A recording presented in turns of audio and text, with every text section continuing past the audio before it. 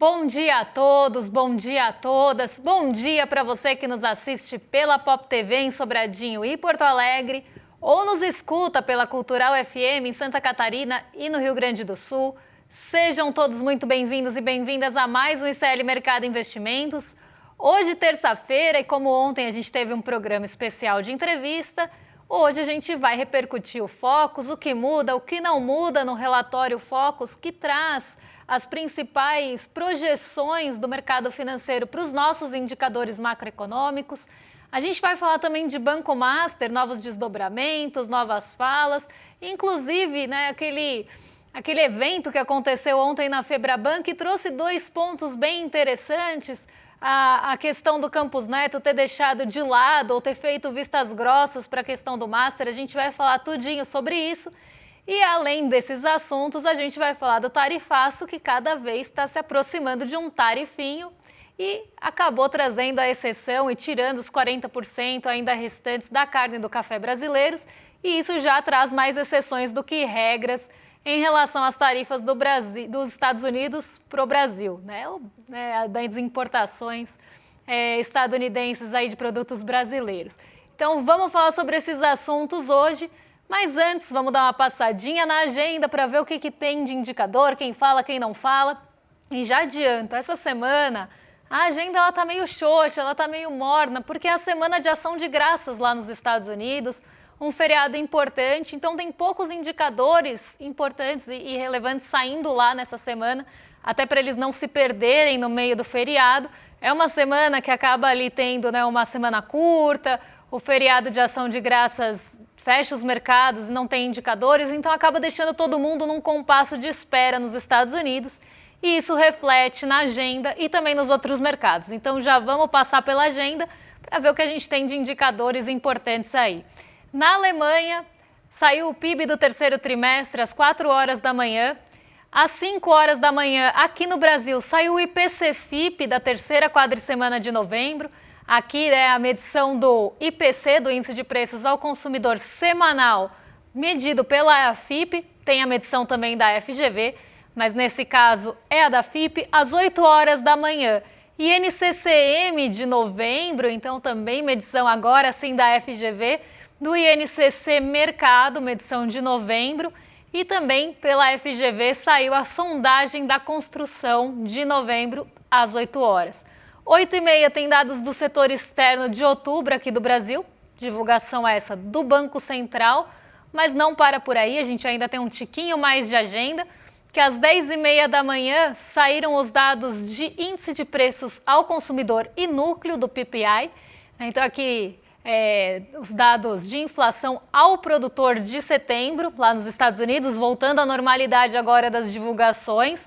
E meio-dia, daqui a pouquinho, sai o índice de confiança do consumidor de novembro, também lá nos Estados Unidos. Então, como vocês podem ver, uma agenda bem enxuta, sem aquele monte de fala de dirigente, diretor, presidente de Banco Central, principalmente dos Estados Unidos, que tem um contingente grande ali de pessoas que normalmente falam, em virtude do feriado.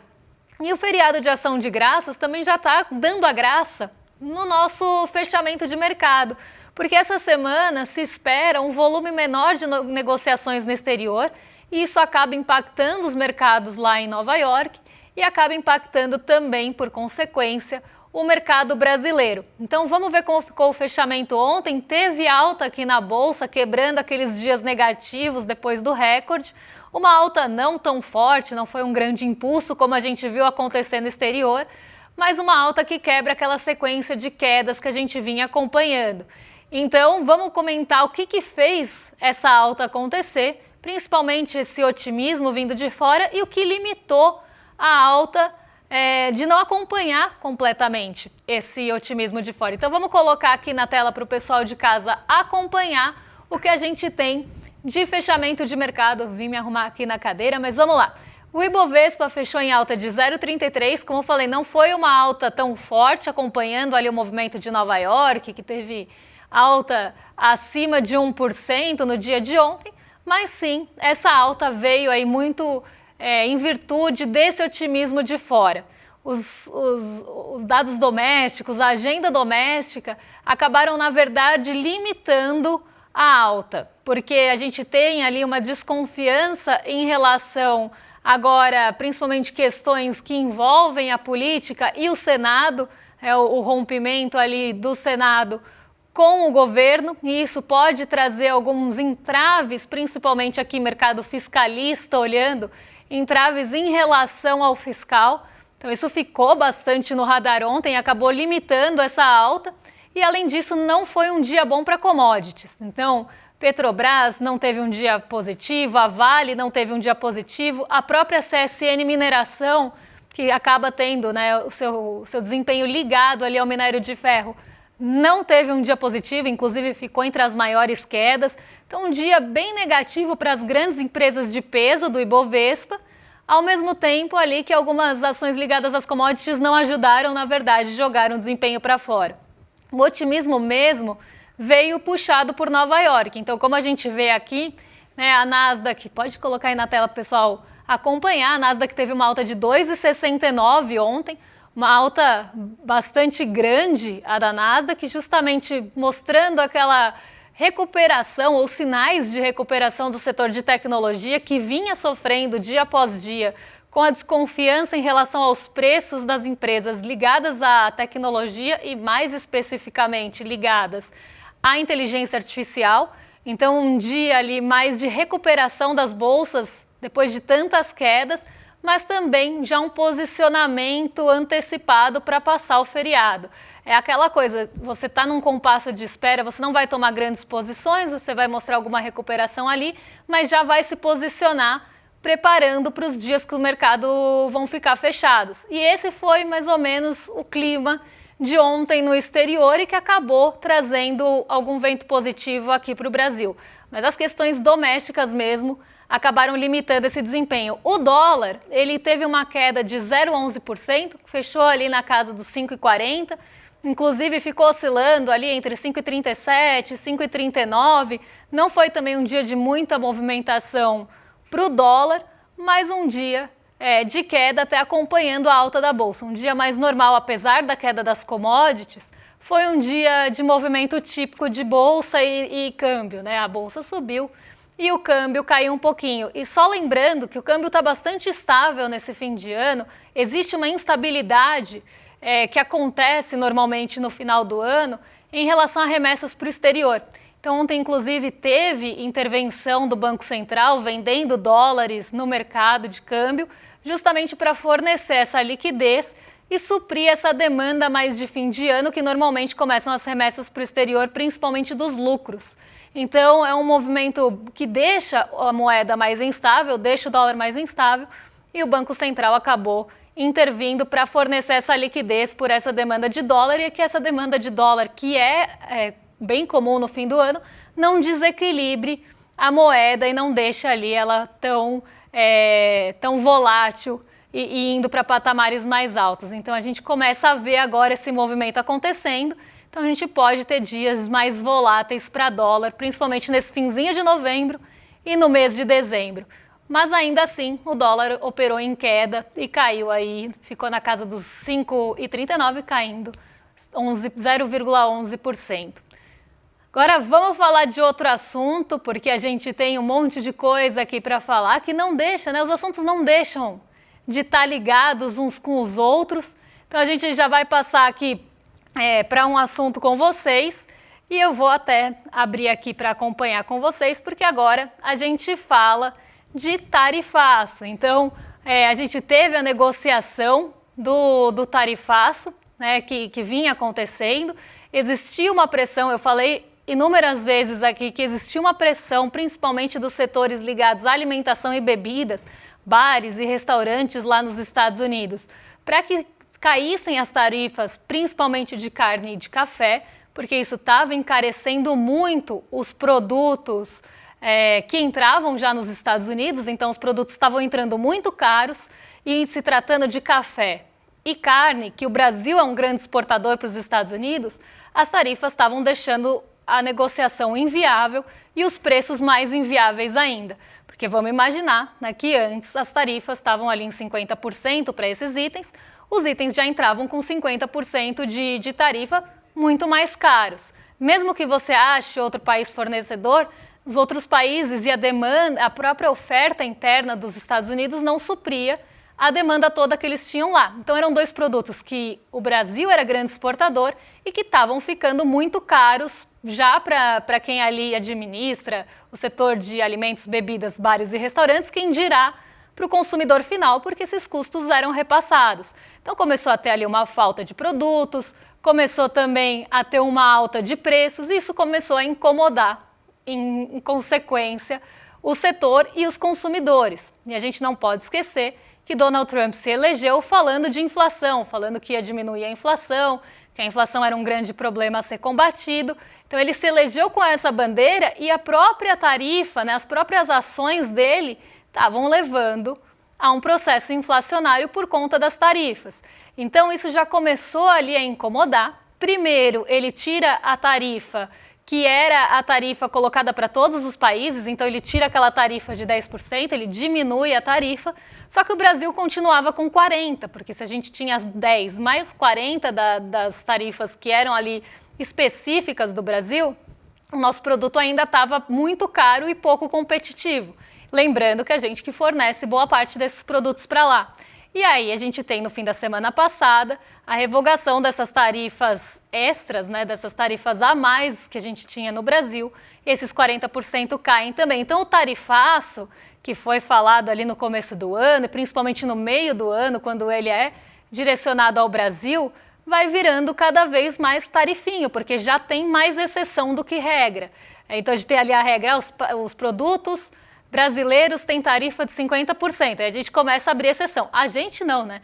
O governo dos Estados Unidos, a laranja não, suco de laranja também não, a carne não, café não. E são os produtos que acabam tendo maior volume de exportação. Claro que tem outros produtos, óleos e tudo mais que entram nessa diminuição também de tarifa e que acabam, né, saindo pela exceção à regra. Mas a gente vê que boa parte dos produtos e produtos que têm relevância na exportação brasileira para lá já estão fora do tarifaço. E principalmente produtos que ou estão em processos da cadeia produtiva nos Estados Unidos e que deixariam o produto final mais caro, ou que são produtos ligados às commodities alimentícias. Então a gente está falando de laranja, suco de laranja, café, carne, que acabam encarecendo o prato do estadunidense, que também pesa na inflação. Se você se elege com um discurso falando que você vai acabar com a inflação e você começa a ter inflação de alimentos por uma consequência de um ato do seu governo, isso pega muito mal. E as pessoas vão cobrar cada vez mais. Donald Trump já não está muito bem recebido e muito bem avaliado lá nos Estados Unidos. Se você começa a ter uma inflação de alimentos, esse desgaste político acontece muito mais rápido e a imagem vai se deteriorando também com cada vez mais velocidade. Então ele tira essa tarifa para tentar salvar um pouco a sua imagem, o seu desgaste ali em relação às consequências dos seus próprios atos, mas acaba aí colocando o Brasil como um grande vencedor dessa história. Não à toa que o New York Times publicou uma notícia, um editorial ali falando que o Brasil desafiou os Estados Unidos e venceu. Porque o Brasil não abaixou a cabeça, não fez as vontades ali de Donald Trump no primeiro momento, não sentou para negociar abaixando a cabeça, porque a gente sabe que Donald Trump sempre coloca ali as suas imposições de cima para baixo, com as suas condições, com os seus termos e condições. E muitos países que inclusive abaixaram a cabeça, depois tomaram 50% também de tarifa, ou países que tentaram negociar, posteriormente tomaram tarifa também. Então o Brasil ele se manteve ali em pé em relação a essa negociação, não sentou para negociar em posição de desigualdade e acabou no final das contas vencendo a briga, até porque existe uma pressão interna dos Estados Unidos que são muito relacionadas aos produtos ou ao tipo de produto que a gente exporta para lá.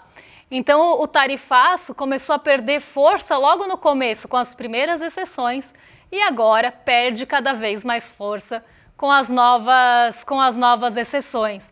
E aí a gente começa a ver que realmente todo aquele discurso que se tinha em relação a Bolsonaro, ditadura da toga, era uma desculpa, era uma justificativa para você colocar as tarifas em relação aos produtos brasileiros no patamar mais alto no primeiro momento do que todos os outros países e forçar a negociação.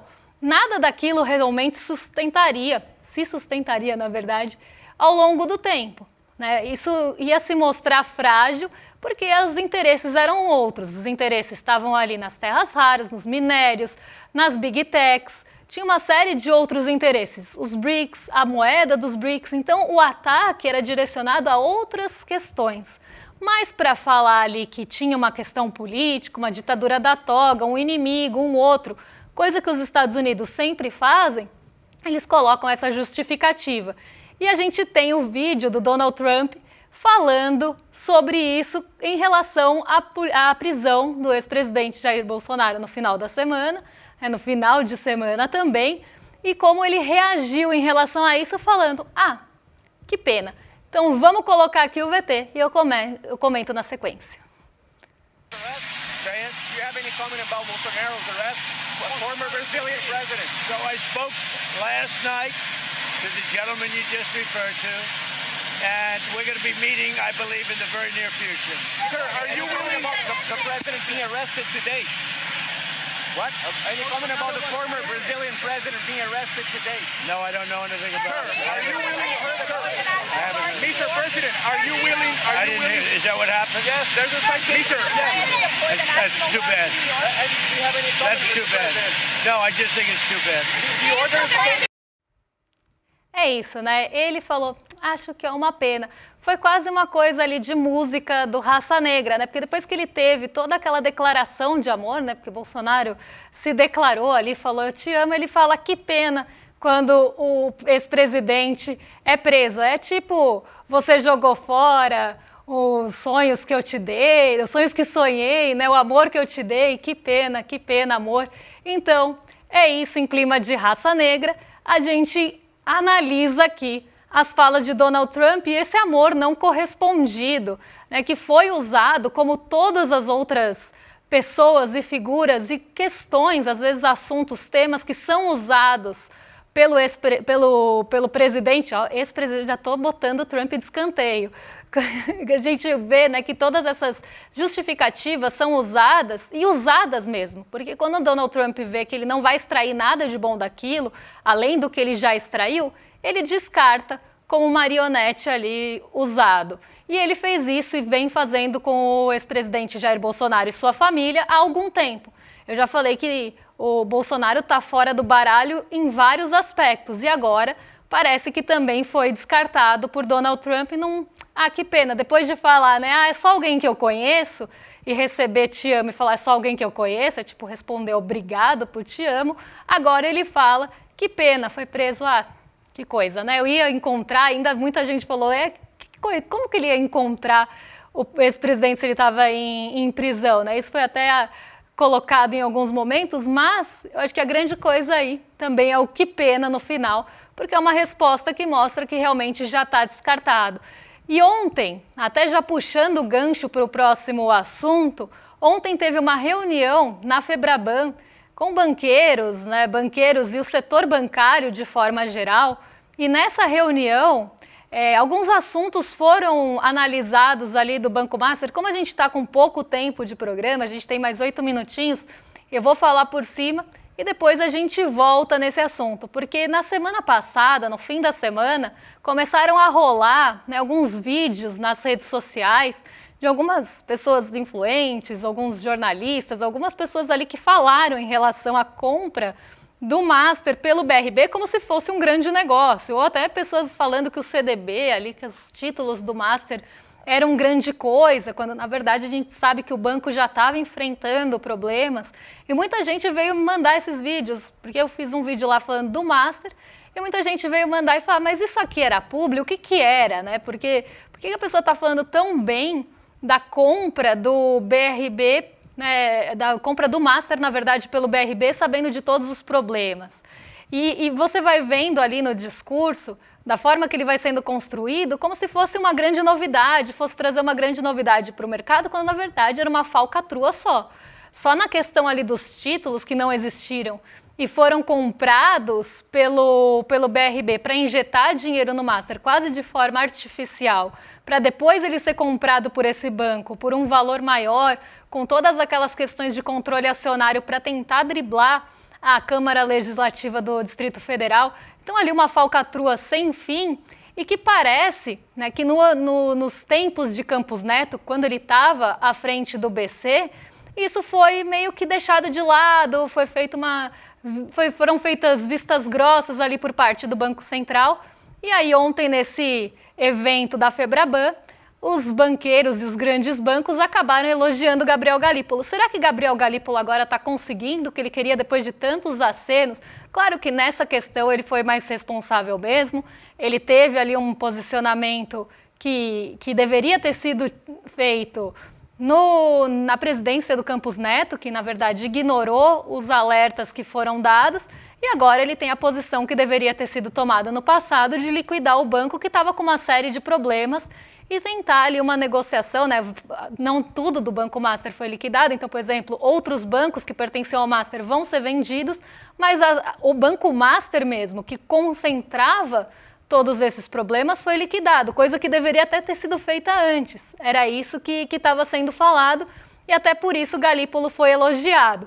Depois de todos os acenos e de mostrar tanta independência, parece que o mercado financeiro acenou um pouquinho de volta para o Galípolo. E nesse mesmo evento foi falado ali sobre também Daniel Worcaro e Jair Bolsonaro, que tinha sido preso recentemente. E os dois foram dados, inclusive ali nesse almoço da Febraban, como liquidados. Foi um não assunto. Ninguém quis falar sobre o ex-presidente Jair Bolsonaro e sua prisão, porque realmente era um assunto que não vinha ao caso.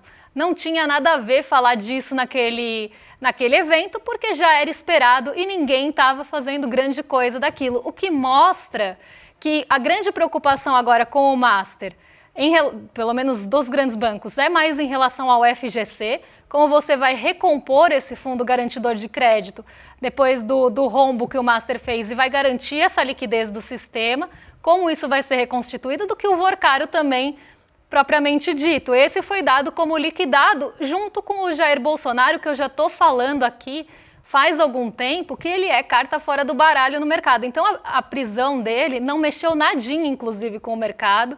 Era uma coisa que o mercado, inclusive, estava vendo que ia acontecer mais cedo ou mais tarde e não fez preço nenhum. O que mostra que realmente para o mercado financeiro ele é descartado. E o mercado já está olhando para quem que vai assumir esse lugar da extrema-direita, da direita e da extrema-direita nas eleições do ano que vem. Então o mercado já está olhando lá para frente. O Jair Bolsonaro está descartado faz um tempão. E aí a gente vê, né, num evento como esse da Febraban não ser um assunto, e quando questionados falaram, mas isso não vem ao caso, não tem o que falar, mostra que realmente é um assunto que... Nossa, agora me fugiu. Eu vou até colar aqui porque eu escrevi isso e eu esqueci, gente. Eu tô assim, terça-feira, e eu já tô assim, só se falou em outra coisa. Era isso que eu queria falar. Só se falou em outra coisa. Em Febraban não teve menção nenhuma ao ex-presidente Jair Bolsonaro, a não ser que ele era um não assunto mesmo. Então, assim, a gente fecha, né? Eu vou entrar mais nesses assuntos do Banco Master, eu passei muito por cima, porque eu tinha mais 8 minutinhos e é um assunto complexo, é o que eu sempre falo. Se você começar a puxar fio do Banco Master, não sobra nada. Porque a influência e o dinheiro do Daniel Worcaro chega a lugares que a gente nem imagina que chegasse. Então você vê que ele tem muito mais tentáculos ali de influência e de dinheiro do que se imaginava. O dinheiro dele chega e tentando buscar essa influência política, essa influência econômica, de uma forma que a gente nem imagina. Então, claro que a gente tem as ligações mais próximas que estão ali, inclusive BRB, Ibanez, que acabam sendo ligações mais próximas por conta dessas carteiras de crédito. Você tem algumas ligações ali que são mais diretas, mas a influência e o dinheiro vão passando por influências indiretas que, se você vai puxando o fio, é o que eu falei, eu fico 3 horas aqui só falando de Banco Master e aí não dá. Então passei rapidinho Aí depois a gente volta nesse assunto para trazer mais detalhes com um pouquinho mais de tempo.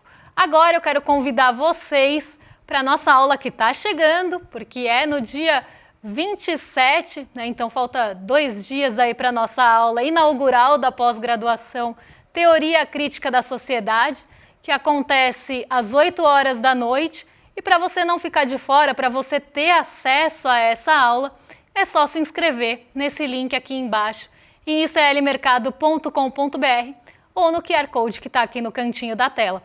E antes de passar para os nossos rolezeiros ali de cima, nossos vizinhos de cima, eu vou contar uma boa notícia, né? A gente passa aqui o programa todo falando de má notícia. Vou falar de uma boa notícia porque ontem eu fui receber um prêmio em nome do ICL Mercado Investimentos.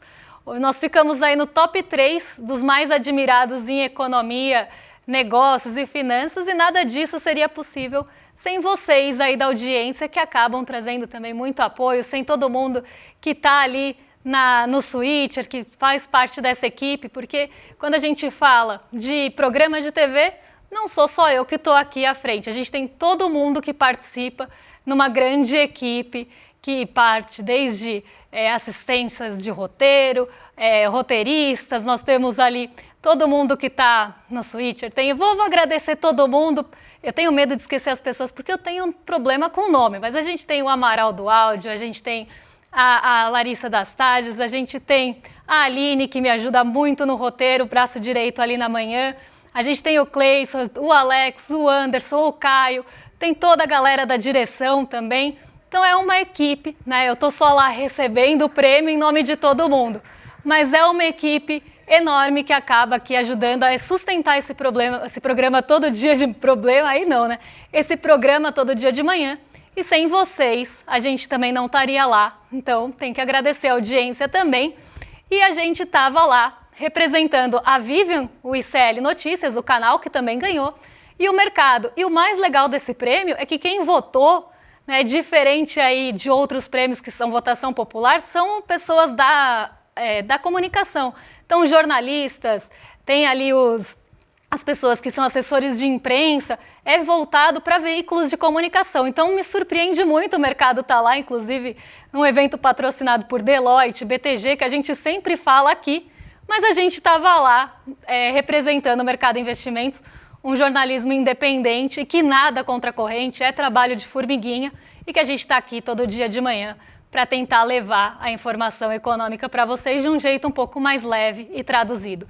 Agora sim, eu jogo para os nossos vizinhos de cima, William De Luca e Guga Noblar, já estão a postos para receber vocês, e a gente volta amanhã com mais um Mercado de Investimentos. Um beijão e até lá, pessoal! Faltam só 2 dias para a gente poder lançar oficialmente, explicar todo o programa da nossa pós-graduação em Teoria Crítica da Sociedade. Primeira vez no Brasil que esse curso é oferecido, um curso super demandado fora do Brasil, e a gente vai mostrar para vocês que não é qualquer curso, é um curso com os melhores professores do planeta e com um roteiro incrível para vocês poderem aprender, com um valor absolutamente acessível para todo mundo, muito mais barato do que cobram, né, outros cursos no Brasil que não oferecem 1/10 do que a gente vai oferecer. Quase simbólico para o que a gente vai estar ali oferecendo para o pessoal. E daqui a 2 dias a gente está junto. No ICL, o conhecimento transforma realidades. São mais de 300 cursos com alguns dos maiores nomes do Brasil, em economia, política, filosofia, história, finanças pessoais, autoconhecimento e muito mais. Aqui, cada aluno faz parte de um projeto único, 100% independente e financiado pelos próprios estudantes. É graças a quem se torna aluno que o ICL existe e o jornalismo livre chega até você. Se inscreva agora em icl.com.br e torne-se aluno. Estude, apoie e faça parte da revolução do conhecimento.